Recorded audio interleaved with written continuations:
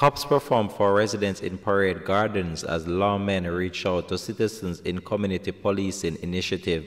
Hi again and welcome. This is Links 007 TV News Report, and we'll be right back with the details to come. Welcome to Links 007 TV News Report, providing you with the best in local and international news updates.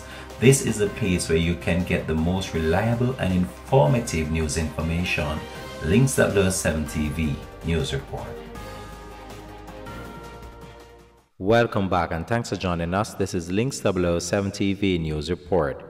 Members of the Jamaica Constabulary Force JCF took time out of their busy schedule to interact with residents in Parade Gardens, Kingston, through their domestic violence pop-up clinic on Monday.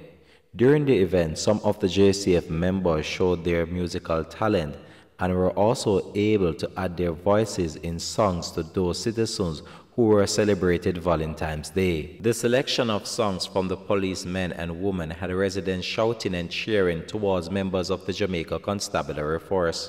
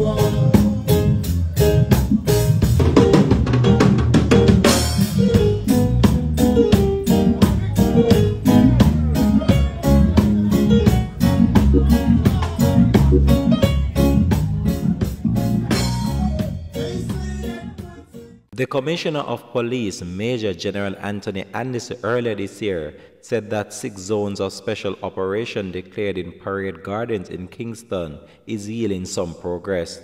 The special zone of operation was declared by Prime Minister Andrew Holness on January the 9th. The security measure will be in place for 60 days. The Commissioner of Police, Major General Anthony Anderson, earlier this year said that the 6th Zone of Special Operation declared in Parade Gardens in Kingston is yielding some progress. The Zone of Special Operation declared by Prime Minister Andrew Holness on January the 9th, and the security measure will be in place for 60 days. Since then, the people of Parade Gardens have had some ease from the ongoing violence, as the heavy deployment of police and military as the joint force, along with a suite of activities in surrounding areas, has had the desired effect on reducing the freedom of action of gangs and thereby reducing some level of the fear of residents within the community. As of recently, 18 of the 20 persons of interest who were being sought have been interviewed and 2 remain in custody. This has been Links 007 TV News Report. Thanks for watching.